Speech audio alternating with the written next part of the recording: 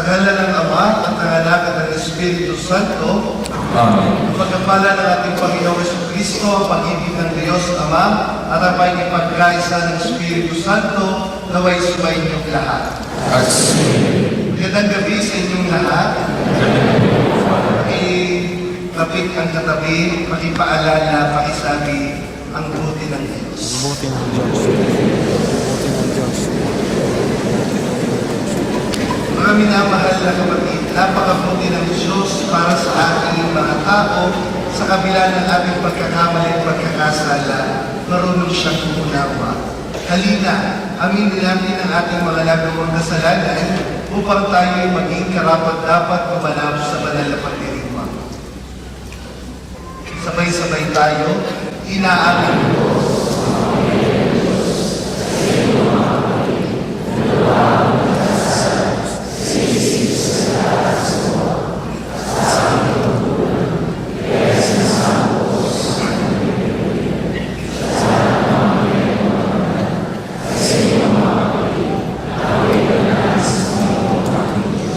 Nawaan tayo, makapangyarihang Diyos, patawarin tayo sa ating mga kasalanan at patnubayan tayo sa buhay na walang hanggan. Amen.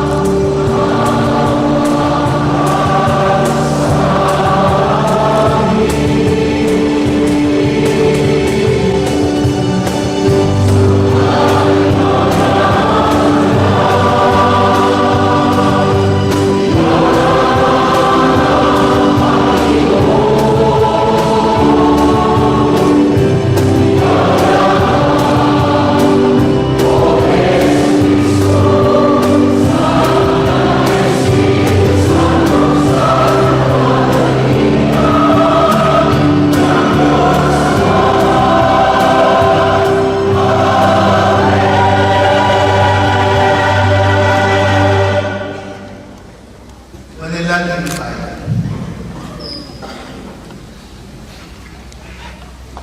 Ama naming makapangyarihan, kaming naghihirap sa mga lumang pasanin dahil sa pagkakasalan sa amin ay maalipin, ay palayain mo pagmulagan sa bagong pagsilang na dulot ng iyong anak na aming hinihintay sapagkat siya ang namamagitan kasama ng Espiritu Santo magpasawalan hanggan.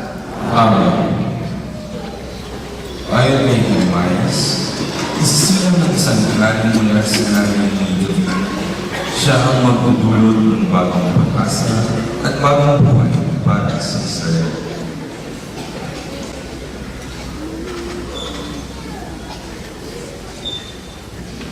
Pagbasa mula sa aklat ni Propeta Jeremias. Lalapit na ang araw, sabi ng Panginoon, na pasisipulin ko mula sa lahi ni David ang isang sangal matuwid, isang hari na buong karunungang maghahari. Pag-iaralin niya sa buong lupain ang batas at katarungan. Magiging matiwasay ang Huda sa panahon ng kanyang pamamahala at ang Israel ay mapayapang mamumuhay. Ito ang pangalang itatawag sa kanya. Ang Panginoon ay matuwid. Sinasabi ng Panginoon, darating nga ang panahon ng mga tao hindi na manunumpa ng ganito. Nariyan buhay ang Panginoong nagpalaya sa Israel mula sa Egypto.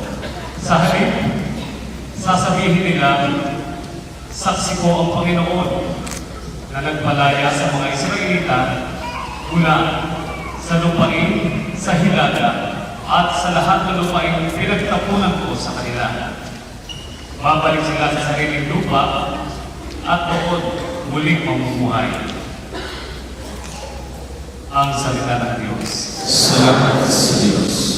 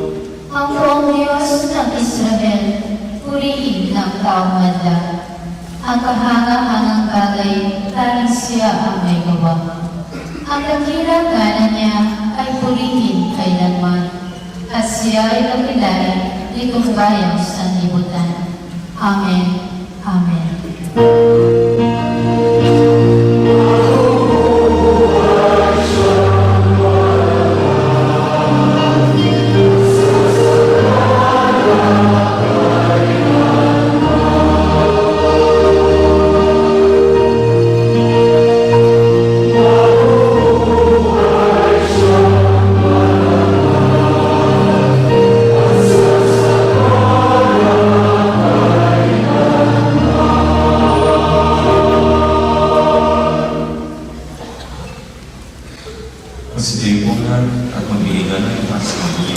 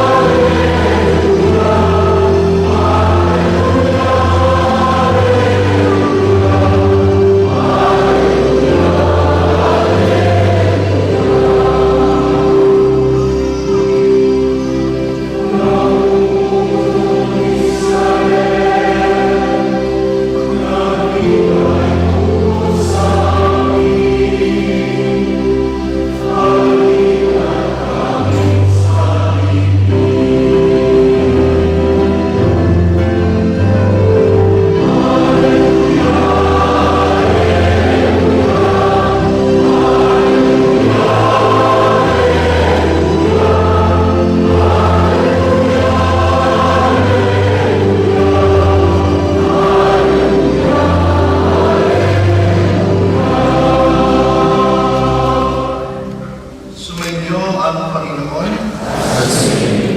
Ang mabuting balita ng Panginoon ayon kay San Mateo. Papuri sa iyo, Panginoon.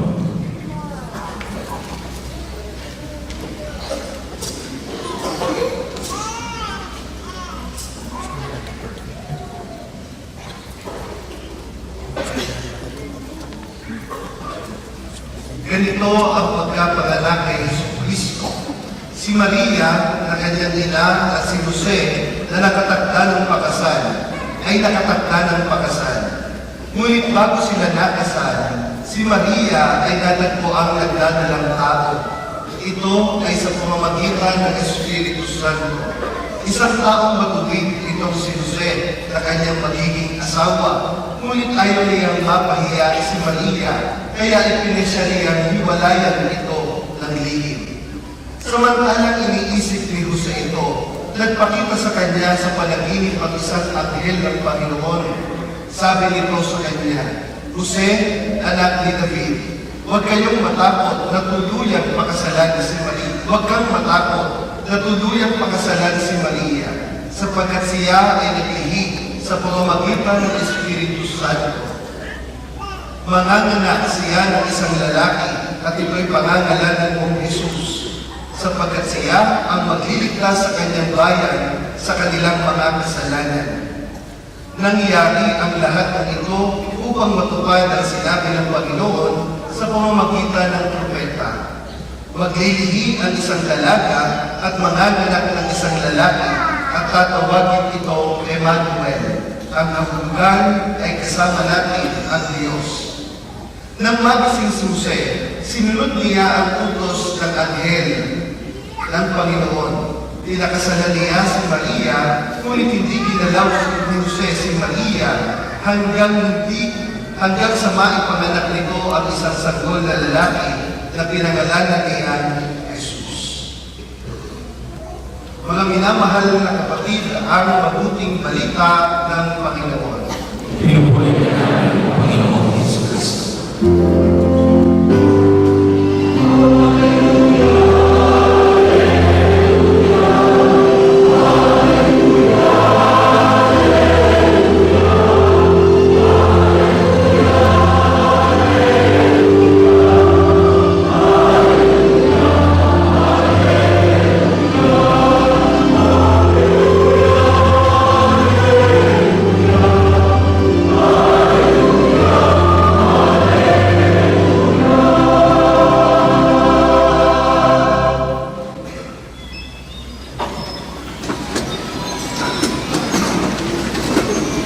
Magandang gabi po sa inyong lahat. Taas ang kamay na nakatatlong gabi na. Yung iba, hindi. Pwedeng absent ng isang araw o ngayon sumimbay. Magkagayon man, salamat po sa pagdating ninyo sa ating pagdiriwa. Ngayon pagbilaya natin ang ating Ebanghelyo.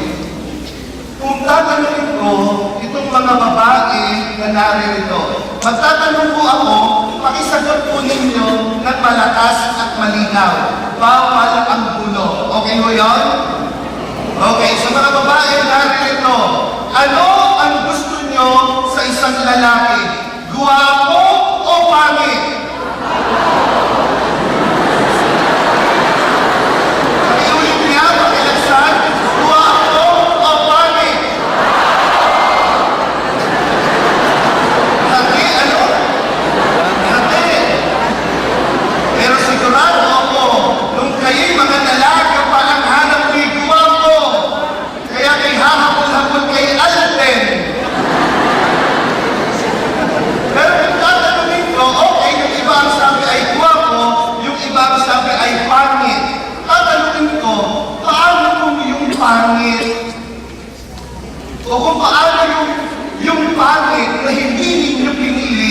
mayaman. Milyonaryo. O ngayon, nagsabi kanina ng pangit o ng guwapo, nag-iisip na, sa pangit na lang ako, mayaman naman. Yan ho ang katotohanan, lagi natin bilang tao at kayo, masyado tayong mapaghanap. Kaya kapag namimili tayo ng ating mamahalin, minsan nagkakaroon-categorize tayo. Ano ba ang gusto natin? Yung iba ang gusto 4M. Ano yung 4M? Maganda, mayaman, magaling mamatay. Pero alam nyo, ngayong gabi ito, ang ating ebanghelyo tungkol kay San Jose. Kung ang hinahanap ng iba sa babae ay 4M, matanda, mayaman, pero madaling mamatay, pero yung 4M, nakakontra ng apat na ito na meron si San Jose. Una, ano kung meron si San Jose? First M, si San Jose, kaya sa mga babaeng naghahanap ng mapapangasawa, tandaan nyo ang gabing ito. Tandaan nyo ang apat na ito, ha? Isulat. Huwag kang makakalimutan.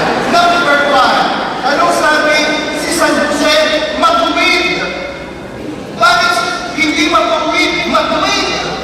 Si San Jose ay matuwid. Bakit? Meron siyang prinsipyo pinaghahawakan. Kaya kung sinasabi ang mapapangasawa niya ay maglilihi, na hindi naman niya ginagalaw, siya nag-aalinlangan. Bakit ko pakakasalan ang babae ito ay hindi ako ang ama? Sa isang banda, sabi niya, kung ako ay isang lalaki, ako hindi ko tatanggapin yan. Pero alam niyo, si San Jose nag-aalinlangan sapagkat siya matuwid na tao, may prinsipyo. Hindi niya pakakasalan ang isang babae na nabuntis na hindi siya ang ama. Matubig si San Jose, may paninindigan. Ngayon, sa panahon ito, marami sa lalaki hindi matuwid. Matuwid lamang. Alam niyo yung matuwid? Alam niyo na ang ibig sabihin niyan. Pero yung iba hindi matuwid, walang paninindigan. Anong ibig kong sabihin? Alam na ang babae ito'y may asawa na liligawan pa. Alam na ang babae ito ay engaged na. Sige, dadali pa rin. Tingnan natin kung ako nga ay tunay na gwapo. Minsan ang ganda ng mentalidad. Pero alam nyo, yung mga taong ganon, alam naman nila at alam ninyo na mali ang ginagawa ninyo.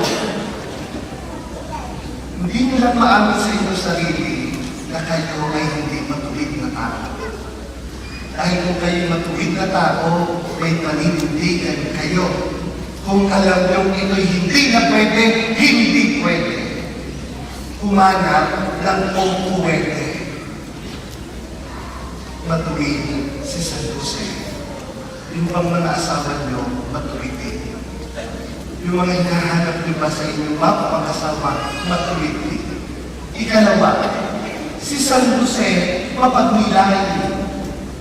Mapagnilay, pangalawang letter M. Una, sabi niya, hindi ko makakasalan itong babaeng ito. Alam niyo mo ba, sa kultura ng mga Hudyo, ang isang babaeng bakit ang nagdadalang tao na walang asawa, siya mo ay pinapatay. Paano papatayin? Dadalahin mo sa plaza. At sa plaza ay babatuhin ng bato hanggang sa mamatay. Kung i-a-apply mo natin ang batas na ito sa panahon ngayon, utos ang bato natin sa dami nagbabatuhin. Naniniwala kayo? Amen? Itahan ninyo, pero ito yung panalaw ni San Jose. Sa kabila ng lahat ng mayayari, naunawaan nila kay ka.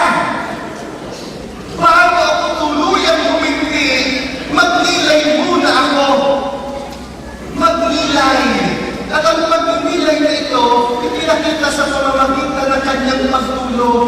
sa kanyang pagdinilay, nakatulog na. Kaya yung ibang nagsisimba, kapag nakatulog, pagka nakatulog, masyado akong nagnilay. Dahil magpapinaw yun, si San Jose ganon. Sa kanyang pagdinilay at pag-iisip, siya'y nakatulog na. Kaya meron tayong image ng sleeping Saint Joseph. Yun ho yung katotohanan, si San Jose natulog, pero sa kanyang pagtulog, patuloy ang kanyang pagninilay, at sa kanyang pagtulog, pag-isip niya, alam niya ang gagawin. Bakit sa kanyang panaginip, narito, nagpakita ang anghel, ipinaliwanag ang katotohanan kung bakit si Maria ay ganito. Ikatulo, sa kanyang pagninilay, tinanggap niya ang katotohanan. Pero dahil marunong siya'y matuwid, at dahil siya'y matuwid, siya ay nagnilay. Yung mga taong matuwid, hindi yan magninilay. Go lang yan ang go. Ikatlo, at dahil siya'y nagnilay, siya ay naging masunurin. Obedient. Siya'y naging masunurin sa kalooban ng Diyos. Matapos ipaliwanag ng anghel sa kanya ang katotohanan ng mangyayari at ipinaglilihim ni Maria na iyong magiging asawa ay magiging anak ng Diyos, magiging tagapagligtas ang Mesiyas, na unawaan niya. Kaya siya'y sumunod sa kabila ng peligro, kaya siya'y umalis sapagkat papagayin ang lahat ng mga isisilan. Pero sa kabila ng lahat ng ito, lahat ng malapit, tinanggap ni Jose ang katotohanan na ganito ang magiging kahihinatnan. Siya'y magiging ama. Turing niya ay hindi lang basta ama, kundi ama-amahan lang ni Jesus. Siya'y naging masunurin sa kalooban ni Jesus. Yung ibang kasama, masunurin. Mga babae, oo. Yung mga lalaki, tumitil ka, tumitil ka. Ikaapat. Ito ang pinakamaganda, si kaapat sa akin. Matuwid, mapagnilay, masunurin, mapag-alala. Kaya kung ang inyong kasama ng mapag-alala, matuwahan. Maaaring nag-aalala yan dahil mahal ka niya.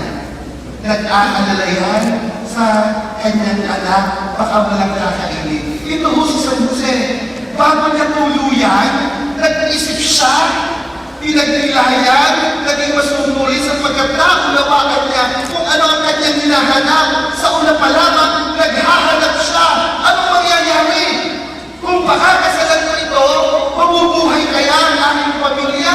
Ako'y nabubuhay lamang sa pagiging isang karpintero? Yun ang katotohanan sa mga lalaki at mga babae gusto mag-asawa. Kung kayo'y naghahanap, hindi lamang puso at nagana, ginagamit din ang mukha. Bakit? Sapagkat mahalaga na maunawaan ninyo, dapat mapaghanap siya. Kung iyan ay mapaghanap, iniisip niya ang kinabukasan. Pero kaya ako ipapakain sa aking magiging asawa. Sige nga, kaya mo bang ipangako sa iyong mga pangasawa sa iyong biyanan? Pakakasalan ko po ang inyong anak, mahal na mahal ko po siya, ititira ko po siya sa bangketa. Wala kaya masabi noon.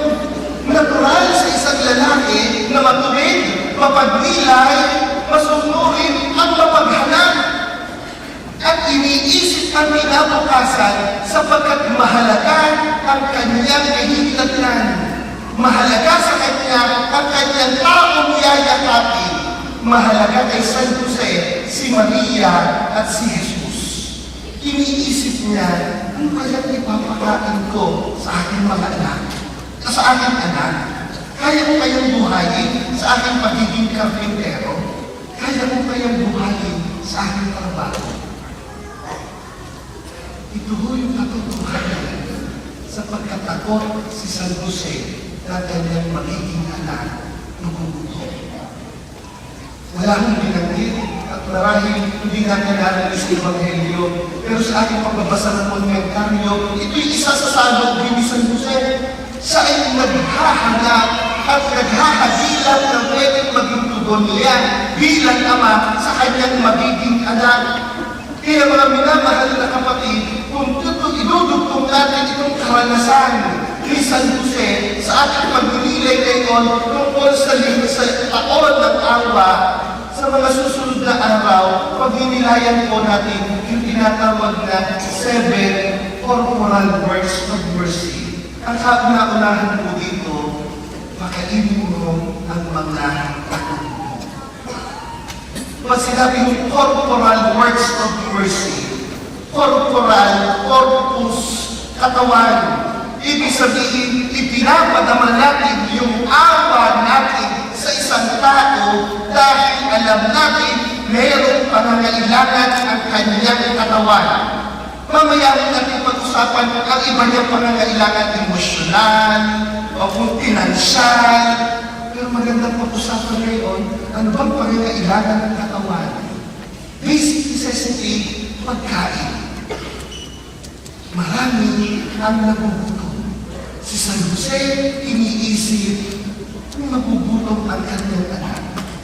Unang panawagan sa atin ngayong taon ng mga dukha, yung tinatawag na awa, pakanin ang mga nagugutom.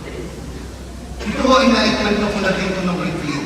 Pero sa kapakanan ng mas marami, ikikwento ko ulit. Nung isang taon, Disyembre din po, taon ng mga dukha sa Pilipinas.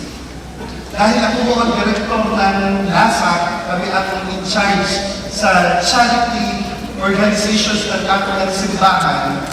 Minsan po yung aking pinsan ay nagsabi sa akin, "Pinsan, Father, alam mo ba na doon sa aking pinagtatrabahuhang fast food," hindi ko lang sasabihin kung ano, sa Panawan, ay pag mag-aalas 12 ng gabi, lahat ng mga walang makain, lahat nagpupuntahan sa likod ng aming fast food. Sabi ko, bakit? Namimigay kayo ng pagkain? Hindi.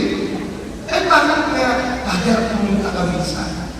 Yung sinabi sa akin ng pinsan ko, kung bakit? Eh isang araw, ako ay nagpunta. Ako ay nag-disguise din naman, nag-short laan, nag-t-shirt na simple, nagsinelas, yung aming sasakyan na ipinagpag kami simbahan, sapagkat walking distance lang naman itong fast food na ito.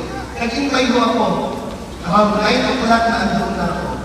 Hanggang alas 12. Alas 12 na, wala pa ako nakikita naglalapitan. Pero yung mga around 12, 17, 12, 20, hala, may dumating na truck. At yung mga tao, yung mga bata, at matatanda, unti-unti naglalapitan sa truck. Ano ho itong truck na ito? Truck ng basura. Namumulekta ng basura ng maghapon sa fast food na ito. At anong ginagawa ng mga lumalapit sa kanila? Sila may kanya-kanya nang hingi doon sa garbage collector ng tigit-tigisang black bag ng fast food na ito. Kanya-kanyang bitbit. Pero dahil ako nung nakadisguise, ako yung pingi din ng isa. Nakibitbit din ko ako. Pero nung makabitbit ako, hindi mag-usap na talagin. Laro may umibig sa seminaryo.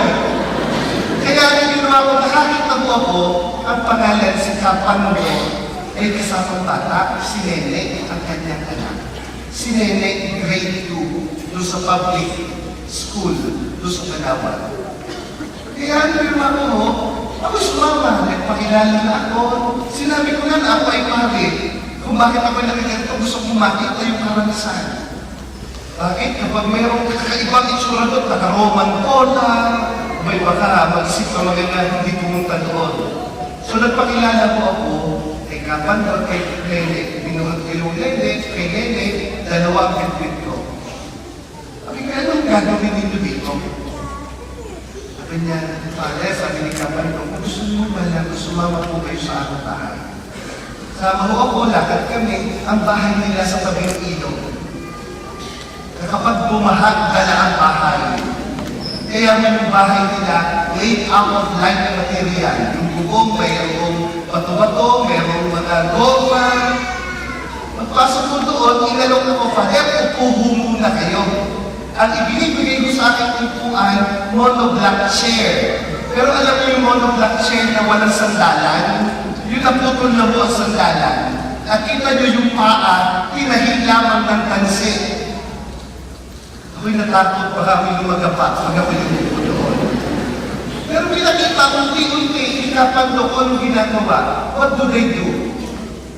Binuksan itong black bag, pinahiwahin pala yung mga papel na pinagkainan. Pinili itong mga fried chicken. Inihiwalay yung mga burger patties. Inihiwalay yung mga tinapay, itinapon na. Hindi pala itinapon, ipinakain sa aso. Yung mga tira-tira ng spaghetti, inipon, ipinakain sa aso. Anong ginawa ni Kapag? Sabi ko, anong gagawin niyo dyan? Father, ito po ay piniplito uli natin. Anong ginawa ni Kapag? Yung mga tirang chicken, fried chicken, inilubog sa isang bumuko ng tubig. And then yung burger patties, pinatuyo, kaya mayakin ipinarito. And there you go, they now have the what we call pagpag. Ang tawag ko sa pagkain, pagpag. Sa sosyal, fried chicken. Yung pinirito muli na fried chicken. Bakit to? At tapos tinanong ako, Father, kain niyo kayo. Hindi ko alam kung ako'y kakain o hindi. Pero dahil sa hiya, na ako naman na nagdahilan kung bakit ako nagpunta doon, ako'y kumain. Nung tinikman ko, yummy. Pero ano, hindi ko kagandahan ang lasa. Imagine niyo, yung isang parang mahal lumanis na, na ipinarito ulit. Ganun mo. Pero habang kikit mata na niluluto ko yung isang piraso ng pagpag, naitanong ko kay Kapag, bakit kailangan yung manghingi? Bakit yung kailangan kumuha ng pagkain sa basura? Bakit hindi na lang kayo manghingi doon sa mga taong dumadaan sa harapan ng pagkain? Ano sabi ni Kapag, Father, kahit naman kung kami manghingi, marami mo sa kumakain sa fast food, wala pakialam. Kahit po kami humingi ng humingi, hindi ko sila magbibigay. Magaling mo dito sa basurahan, kahit pa po alam namin na ito sa galing sa basurahan, malinaw po sa aming panay na itong kinakain namin galing sa basurahan, sa ng Diyos, sa araw-araw namin kasano, nabigyan kami ng makakain araw-araw.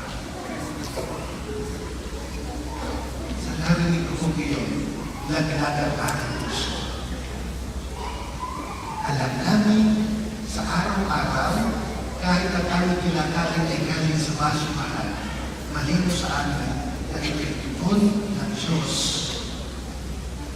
Sa aming kasal, nabigyan kami araw-araw ng makakain. Yun po ang gusto kong mensaheng ibigay ngayong gabi sa ating lahat.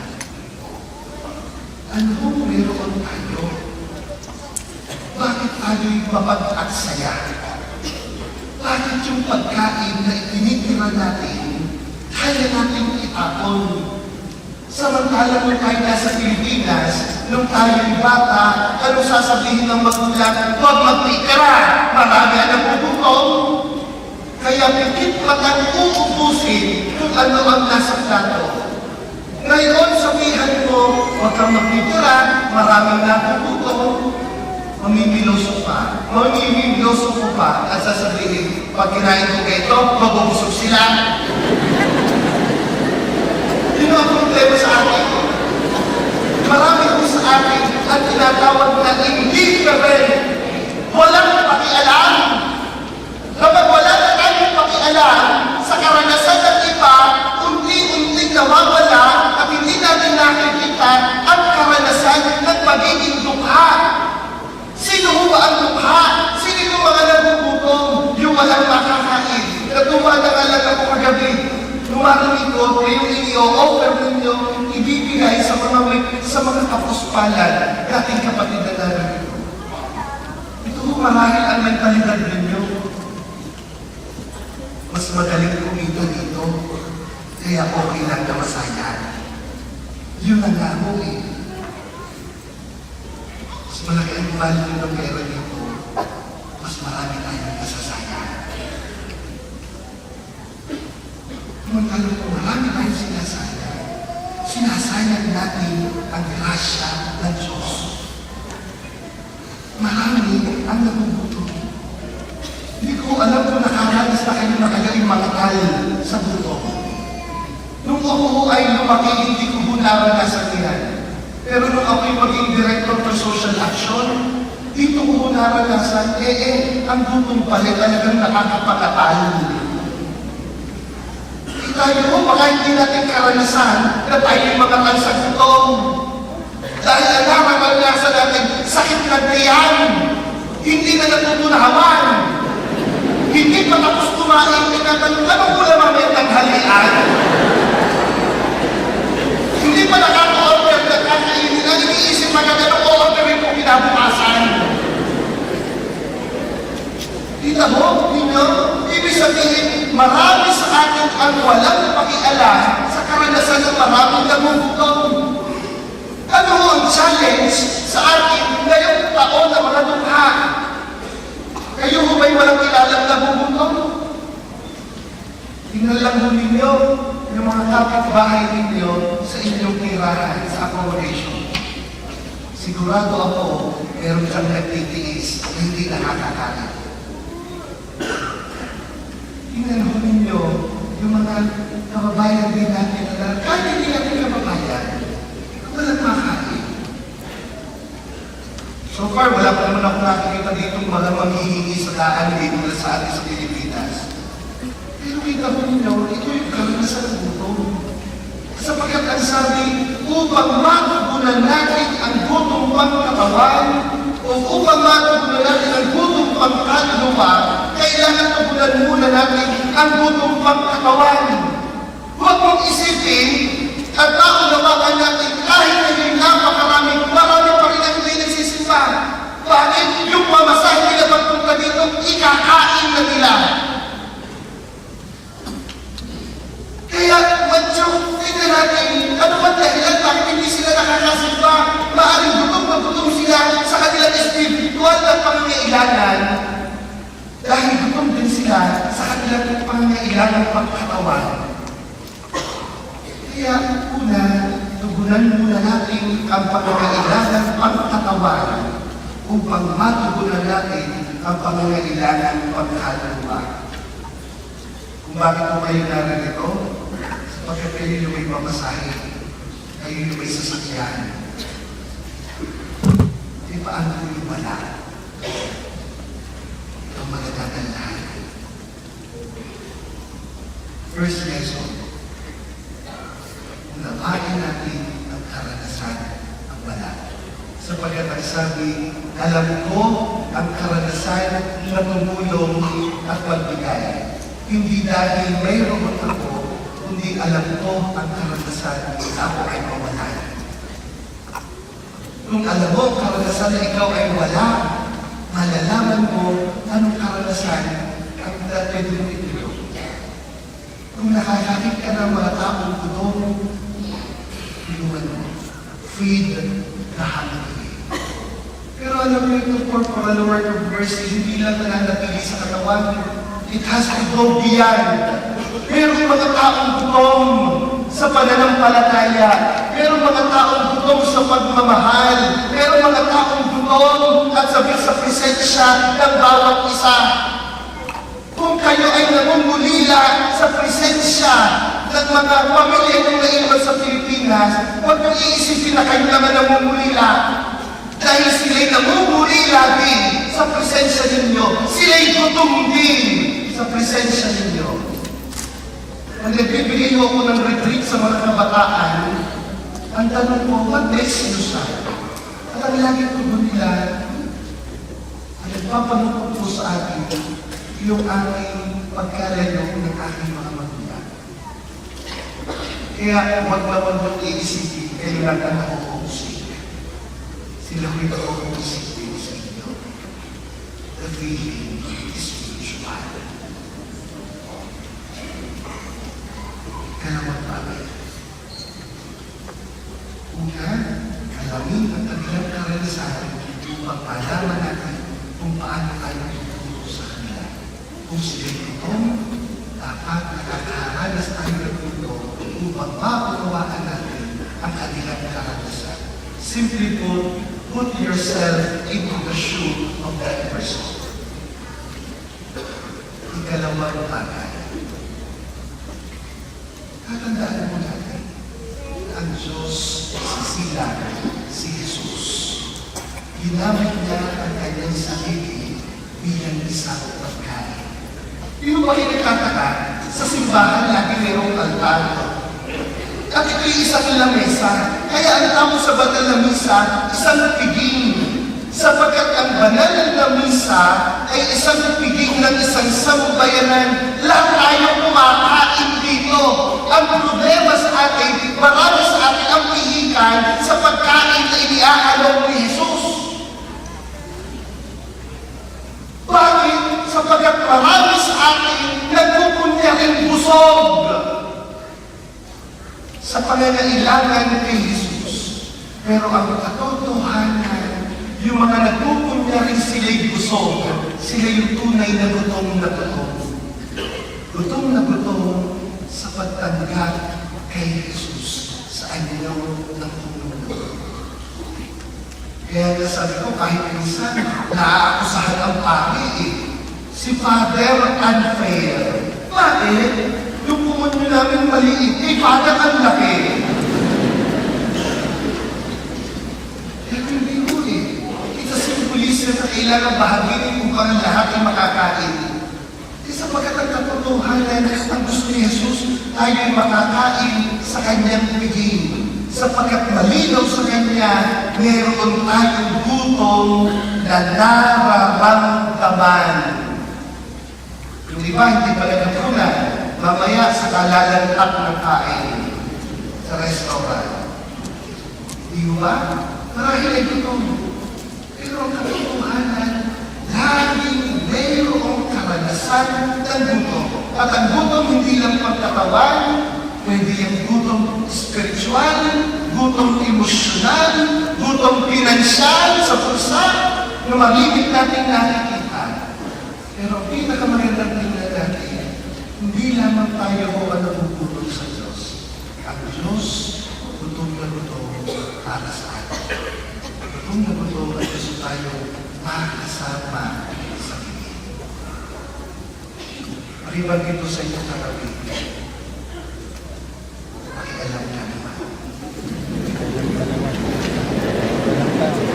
Hindi ko masabi na iba na makialam ka naman.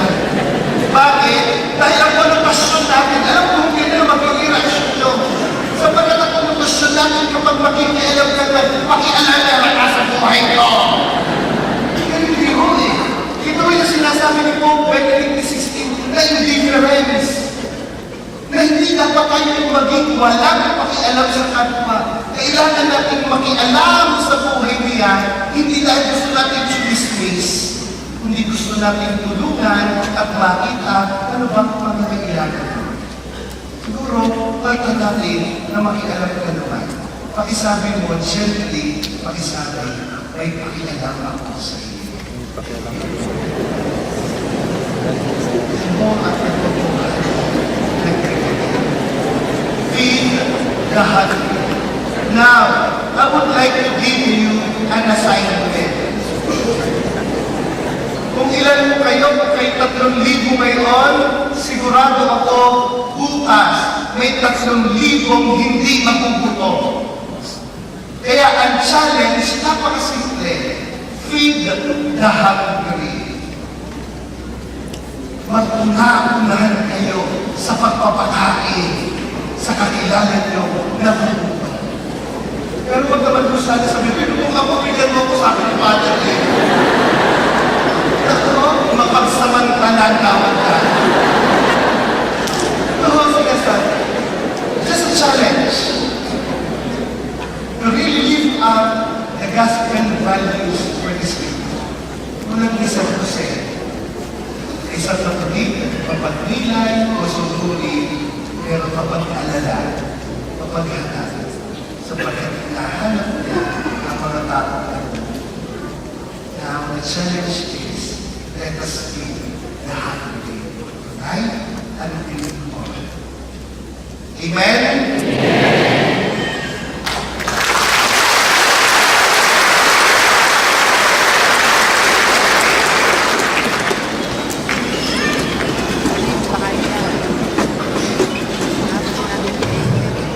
Ipinagkatiwala ng Diyos sa kanyang anak at si Maria sa pagtakilik ni Jose. Sa tulong ng kanyang mga panalangin, idulog natin sa Diyos ang pangangailangan ng kanyang bayan. Isamo natin, Panginoon, tingin mo ang iyong mga anak. Nawa ang Santo Papa Francisco, ang mga obispo, mga pari, at mga religyoso. Tulad ni San Jose ay maging salamin ng pag-ibig ng Diyos sa mga tao kinakalinga nila. Manalangin tayo. Nawa ang Pangulo at lahat ng mga lingkod bayan ay maging tapat at walang sawang maglingkod sa Diyos at sa bayan. Manalangin tayo. Nawa gampanan ng mga ama ng tahanan ang nagpupulong ng pagpulong ng pamilya sa pangangailangan material at espiritual. Maging tapat na ng kabiyak sa kanilang asawa at mabuting ama sa kanilang mga anak. Manalangin tayo. Nawa ang mga nakararanas ng krisis sa pamilya at personal na buhay ay malalim sa Diyos katulad ni San Jose na naging matatag sa harap ng pagsunod. Manalangin tayo. Naway matuto kaming luminap sa mga nakatatanda sa aming pamayanan, lalong-lalo na ang mga may sakit at mga nangunguhila ngayong panahon ng Advento. Manalangin tayo. Turuin mo kami ang iyong Espiritu, Panginoon. Turuan mo kami sundin ang loob mo upang kami ay magkaisa bilang isang mag-anak sa ilalim ng iyong pagkalinga. Ikaw na nabubuhay at tagahari ngayon at magpakailanman. Amen.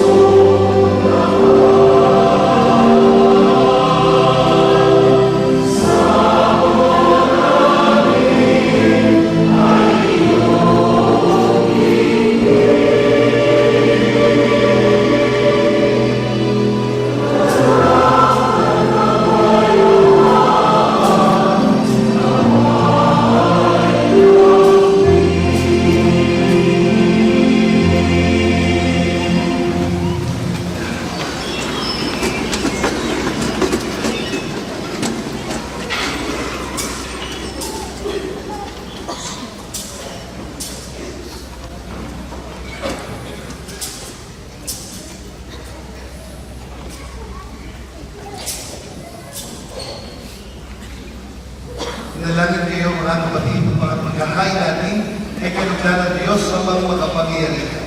Tanggapin naman ang Panginoon inyong pagkahain sa iyong mga kamay sa kapatiran at karangalan sa ating kapanglapangan at sa puso kanyang banal.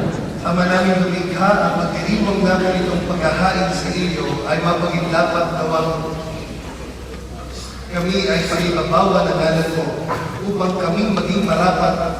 kami maging marapat na makasalo sa buhay na walang maling ng anak mong naging abang tao upang kami ay magalingin sapagkat siya namamagitan kasama ng Espiritu Santo magpasawalang hanggan. Amen. Sumainyo ang Panginoon At sa iyo, sa Diyos sa inyong puso at diwa. itinaas namin sa Panginoon. Salamatan natin ang Panginoon ating Diyos. Maraming siya salamat.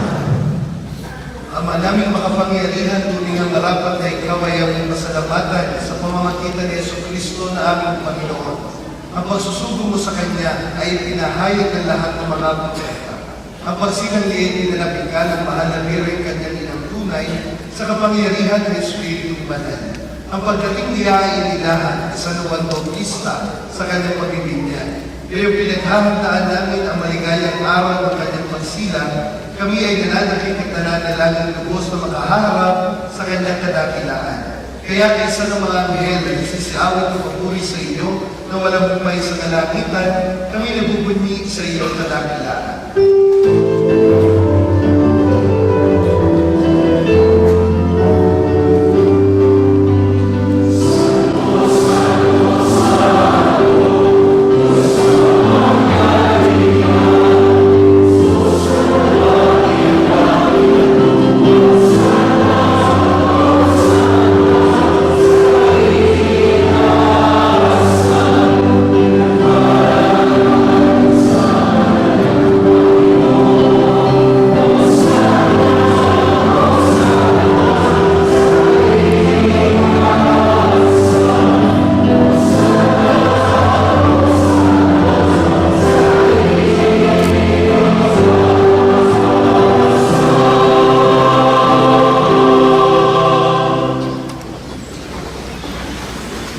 Ama namin banal ang sumaratan ng kabanalan, kaya sa pamamagitan ng iyong Espiritu gawin ng banal ang mga kaloob ito, upang para sa amin ay maging katawan at dugo ng aming Panginoong Yesus Cristo.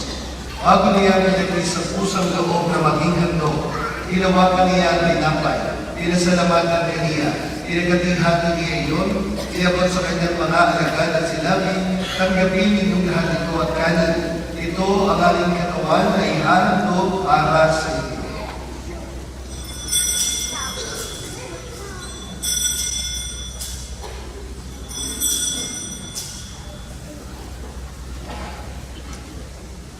Hindi naman ang matapos ang hapunan, hinawakan niya ang kalis, muli kaniyang pinasalamatan.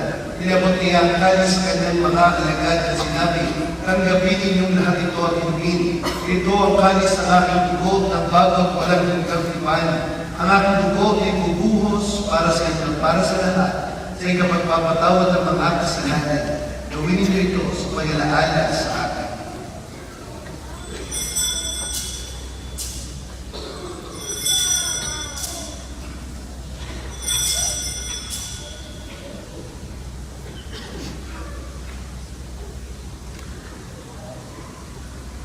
Ipagmuli natin ang misteryo ng pananampalataya.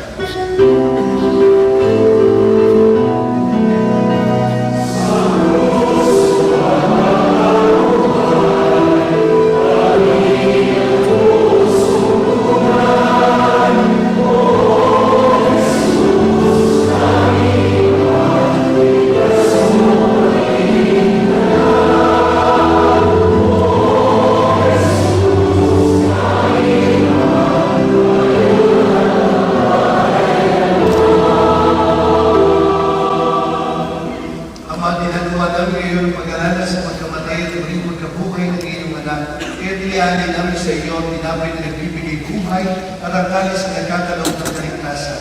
Kami nagpapasalamat dahil kami iyong minarapat at tumayo sa harap mo para maglingkod sa iyo. Isinasamo namin kaming magsasalo-salo sa katawan ng dugo ni Kristo ay mabutod sa pagkakaisa sa pamamagitan ng Espiritu Santo.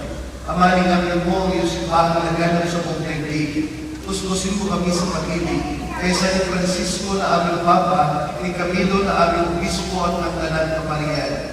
Alalahan mo rin ang mga kapatid naming nahinlay, na may pag-asang sila muling mabubuhay kay hindi na lahat ng mga pumanang. Kawan mo sila at patuloyin sa iyong kaliwanagan. Kawan mo pagintapatin kaming lahat, na makasalo sa iyong buhay na walang wakas. Kaysa ng mahal na Birheng Maria na ina ng Diyos, ni San Jose, na kanyang kalinis-linisang esposo, kaysa ng mga apostol at ng lahat ng mga banal, na namuhay dito sa daigdig ng kalugod-lugod sa iyo, ay magdibo nawa namin ang pagpupuli sa ikararangan mo sa pamamagitan ng iyong anak na aming Panginoong Yesus Kristo. Sa pamamagitan ni Kristo kasama niya at sa Kanya, ang lahat ng parangal at papuri ay sa iyo, Diyos namang makapangyarihan, kasama ng Espiritu Santo, magpasawalang hanggan.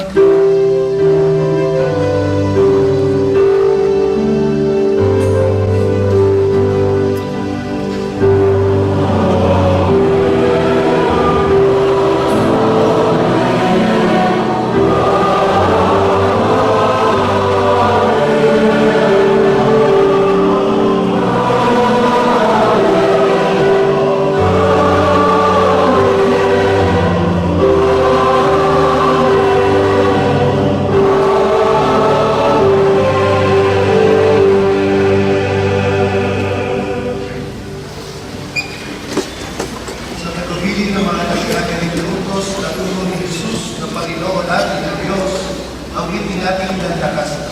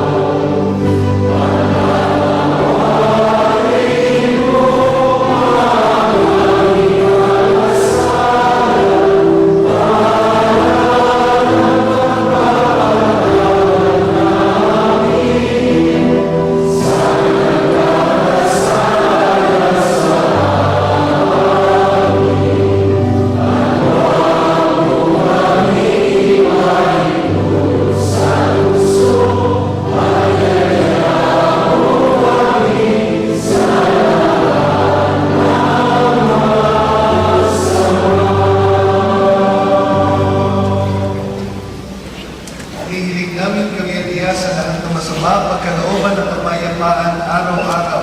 Iligtas sa kasalanan at ilayo sa lahat ng kapahamakan. Samantalang aming pinalalakikan ang dakilang araw ng pagkapahayan ng tagapagligtas namin si Yesu Kristo.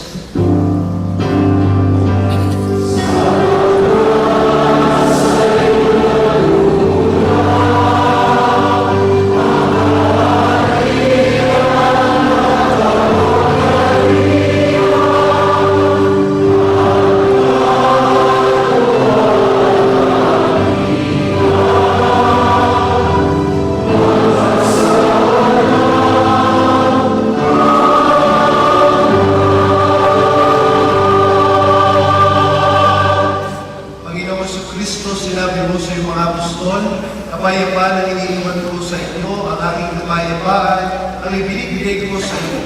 Tumayan mo ang aming pananampalataya at huwag ang aming mga pagkakasala. Pagkalooban mo kami ng kapayapaan ng pagkakaisa ayon sa iyong kalooban, kasama ng Espiritu Santo, magpasawalang hanggan. Ang kapayapaan ng Panginoon ay laging sumainyo at may ngiti sa ating mga labi, magbigayan kayo ng kapayapaan sa isa't isa.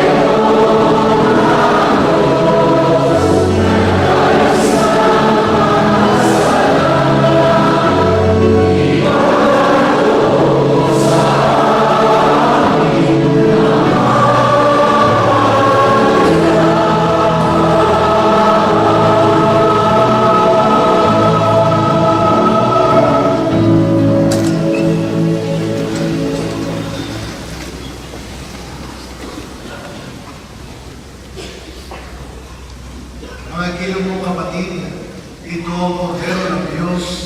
Ito ang nag-alis ng mga kasalanan ng sanlibutan. Makapalan tayong inaanyayahan sa kanyang piling. Panginoon, hindi ako karapat dapat na magpatuloy sa iyo, ngunit sa isang salita mo lamang ay kailangan.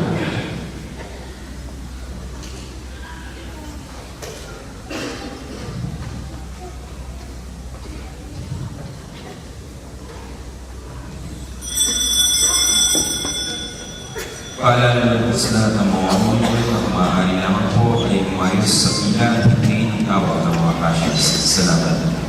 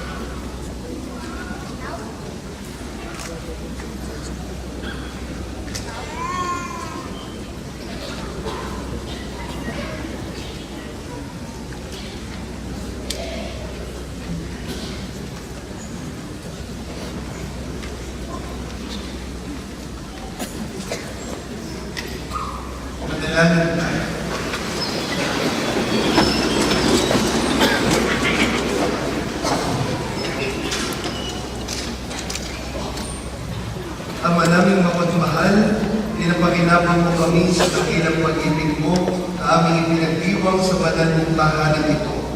Mapaghandaan nawa namin sa parang-parangal ang darating na dakilang kapistahan ng aming katubusan sa pamamagitan ni Jesucristo kasama ng Espiritu Santo magpasawalang hanggan. Amen.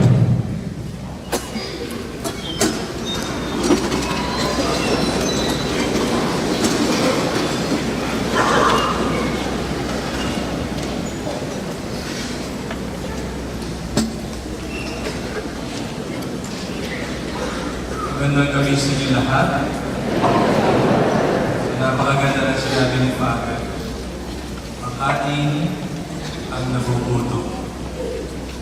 So kapakainin mo yung nagugutom, hindi dahil sobra.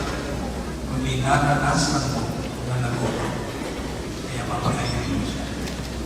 So yun yung unang hamas sa atin, nalagigit sa panahon ito na panahon ng awa ng Panginoon. Corporal overseers. So sa gabi nito, una, ang confession bukas ay walang confession bukas kasi Friday. Dahil most of the priests ay may mga misa. Pero kung talagang mamamatay ka na, kailangan talaga mag-umpisa. Sabihin mo na yung pali. At hindi ka na pahihintihan. Pero walang scheduled confession. No? As regards to this schedule na isa rin sa at ang mag-aalay din bukas, salamat po sa mga nag-aalay sa gabing ito. May marami na tayong pagkain. Okay. So bukas ang mag-aalay choir, ang SACFC choir. So lahat ng choir ng Tagalog community, Filipino community. So mag-aalay bukas. At ganoon din ang mga pamilya na mapamilya natin. Ang Rani family, IDJ, Mariano, Martin Nixon, and Joy Mofan, Carla Vilaya, Louis de la Paz, Ashley Castro, Marcel Family, Miriam Baha, Teresa Baha, Alfonso Marcelos, Ikoy family, Tobaso family, Aplani family, Beltrán family, Ibanez, Pintor family, Ramos, Emansana family, Magal family, Santos, Ramboy family, Paco family, Coronation family, Pagdalanan family, Kapuli family, Castro family, at ang Happy Women's Room, ang Malabanan family. Sila po mag-aalay bukas. At ganoon din, bago natin bunutin ang pangalan na mag-uwi na Santo Niño, ang ating Panginoon sa ating tahanan, ay nais kong basahin na may ikinalang email sa akin si Bishop Camilo at nais nilang basahin ko para marinig. Ang ginagawa ng isa ay siguro kung ito naman alam na ninyo ay nangyari rin sa isang pamilya na nasunugan. So sila ay Pilipino, kababayan natin, and they are very close to the bishop. At itong nilalaman ng sulat nila, patungkol din sa pamilya na siya rin, si Rafi, siya rin ang isa sa unang mga naging pinatawag na president ng Filipino community sa simbahan. Kaya sila ay well known dito sa simbahan. And they are also in full service sa church. Kaya isa sila sa naging haligi ng Filipino community dito sa Doha. Kaya ay pinadalsunan si Bishop para basahin sa inyo at nilalaman din ito ay pagpupuntin sa kanila. Isa lahat ng mensahe na sa ating lahat. So babasahin ko ito sa wikang Ingles. So dear brothers and sisters of the Filipino community in Qatar, I wanted to come to visit you during your simbang gabi, but I have to go to Kuwait. However, I don't forget you, so I am sending you this very short message as a sign of my love for you all. I wish you peace and joy.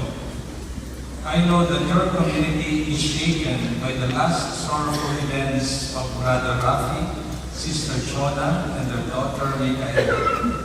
I also am still under shock. I love them very much. Rafi and Chona were my spiritual children. Mikaela, my apo. Rafi and Chona used to call me Lolo Visha. And I was very happy to hear this very beautiful title. On one hand, I am suffering a lot for their departure. On the other hand, I see that they did not leave us. I was very much surprised to see in Facebook the photo of Bambi and Ardel smiling and offering bouquets of flowers to all those who participated to the sorrow. Their smile confirmed to me once again that Rafi, Shona, and Micaela are not dead. They are living and they will continue to take care of Bambi and Ardel, of me, and of all of you. This faith which is in our heart is a gift from Jesus. Soon we shall celebrate His birth. He came to the world to give us hope, to tell us that God is our Father. So we have not to desperate. God our Father is with us. He knows why He called so early Rafi and his family to Him. We don't know, but He knows. Wishing you Merry Christmas, I wish you to be more near to God so that He can give you the gift of faith. I invite those who come to the church only once a year for the Simbang Gabi to be more regular. God our Father wants to meet you every week because He loves you and He wants to help you in your life. We cannot overcome the difficult moments of our life if our faith is weak.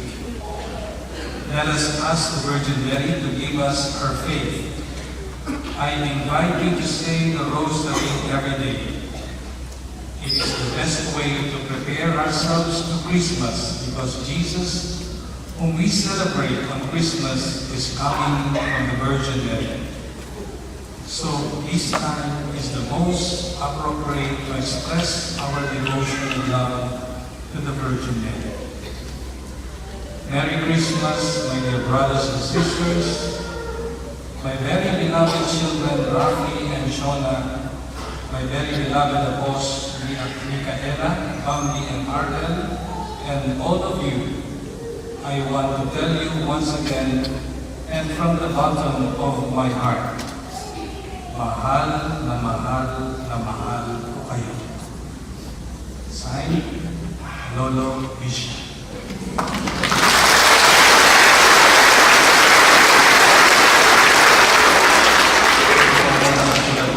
Lolo Bishop.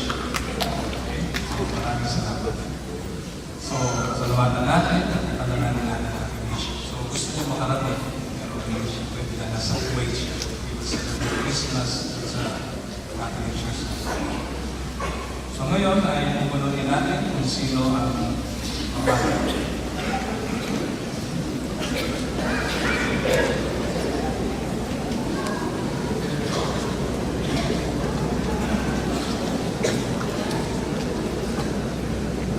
So ang magkakaroon sa ating Baby Jesus, si Mary Ann Rosario.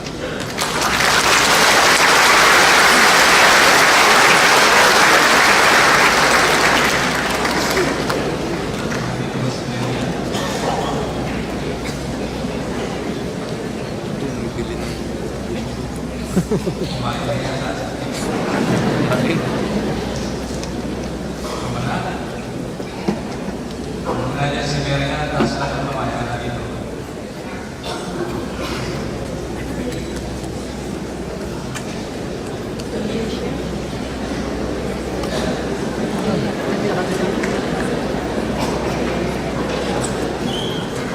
So wala. Okay, so pupunod ulit tayo ng isa.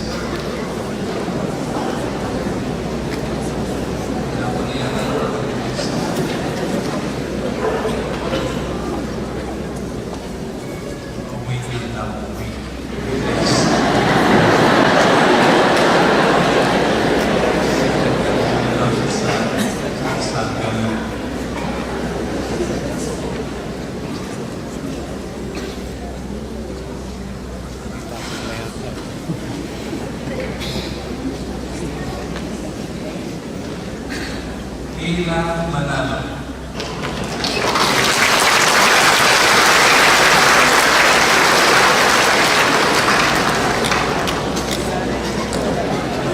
Ila.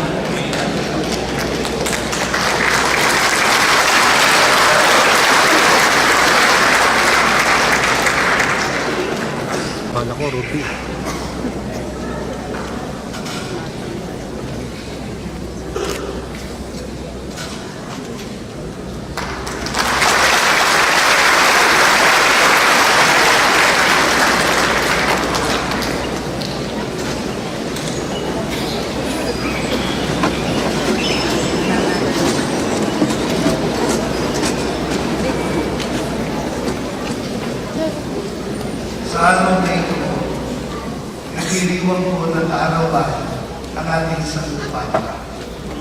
Kung paano lagi niyang hinihiling sa ating lahat, pray for me. Let us offer a minute of silence, praying for me.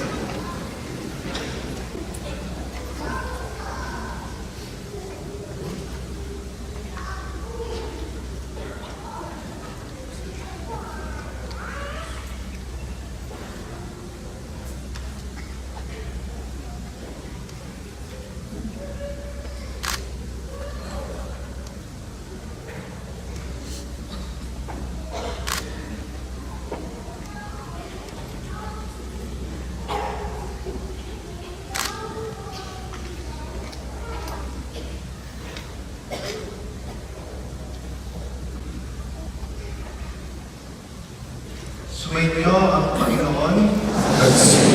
Iyo po ninyo ang inyong mga ulo para sa pagbabasa. Ama naming mapagpapala, inilinga po ang dinadalisay ang inyong mga anak, itaguyod po ng inyong kanang kamay ang inyong sambayanan upang makasapit sa inyong inilaang buhay sa pamamagitan ng Kristo, kasama ng Espiritu Santo, magpasawalang hanggan. Amen. At magpalaya kayong lahat ng makapangyarihang Diyos, Ama, Anak at Espiritu Santo. Amen. Tapos na ang banal na misa, umayo kayo at patuloy na hanapin at sundayin ang kalooban ng Panginoon sa inyong buhay. Salamat sa Diyos.